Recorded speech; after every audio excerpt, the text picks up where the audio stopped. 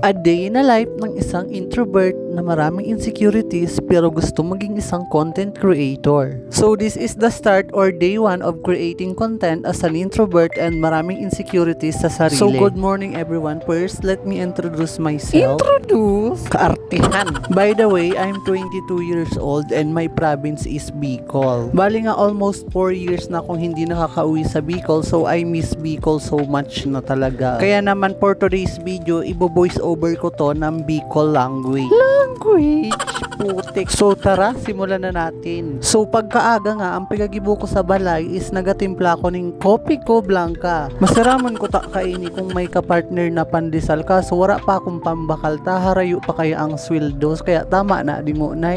Ayan, kung mahiling nindo, grabe ang init kang panahon ta, summer na baga kaya ngunyan. Kaya pagkatapos ko maghigop-higop kang kaping mainit, diretso na agad ako marigos ta, may laog pa ako sa trabaho. Alas 11 pa nga ang laog ko sa trabaho, pero alas 9 pa lang nagmamata na ako kaiyan ta. Huruharayo man kaya ang pigalaugan kong trabaho, almost kalahating oras man baga. Dai na nga ni ako kaya nagpapamahaw or nagkakakan pag malaog trabaho, kapisa na ayos na. Nagkakakan ako kaiyan kapag break time ko sa trabaho para tipi. Lalo na digdiyo sa Manila, gabus babakalon mo wala man libre. Tapos nagrarenta ka pa ning sadit na kwarto, tapos ang presyo almost 5K kada bulan. Dai pa kaiba so kuryente tsaka tubig. Kaya kung gastador ka ay Diyos ko po, kawawa ka digdiyo sa Manila. Bawal digdiyo ang mga maluya-luya. Pagkatapos ko nga ni magkarego, so nagre-ready na ako kaiyan. Dai nyo napagpansin na ng lawas kung garo kalansay ta. Ayan niya ang epekto sang kasasalsal.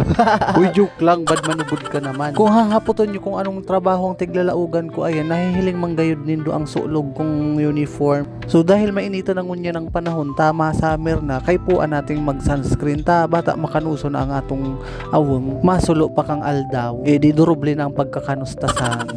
Amo man sa na yan. So pagkatapos wala na kita ibang kaartehan sa katawan, konting spray sa nasampabango, ayos na yan, okay na yan, larga na. Digdiyo pala sa Manila, kahit tapos na ang COVID, kaipuhan mo pang magsuulog kang mask ta. Grabe ang usok dito sa mga sasakyan, tas maalikabok. Tinagalog ko na lang, tadai ko na haram-taramon yung Bicol kaya. Bali sa third floor nga ni kami nakakuan ng kwarto, tapos kaipuhan mo pa magbaba ng 3 hagdan bago ka makaluwas sang harong. Ayan nga ni, pagkatapos sinuulog ko na sa sapatos ko ta, medyo huro-harayo pa nga ni didi ang sakayan kang jeep, kaipuhan mo pang maglakaw ning almost mga 10 minutes bago ka makanuman sa sakayan. So after nga ni kang ilang minuto, digdi na ako sa luwas, then horoharan din ako sa sakayan. Hay, sabi nga ni kang mga palabas, ganito pala sa Manila, mausok, maingay, puno ng pangarap, char.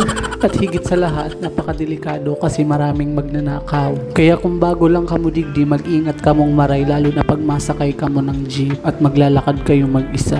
Pagkatapos nga ni kang ilang minuto, nakasakay na ako kang jeep. O ang pamasahe pala na mong digdiyo papunta sa trabaho is 15 man sana. Lalo na ngayon guys, na pag masakay kamo kang jeep, dapat mag-ingat kamo ta kung sisay-sisay ang makadurog nindo sa jeep, hindi nyo kilala.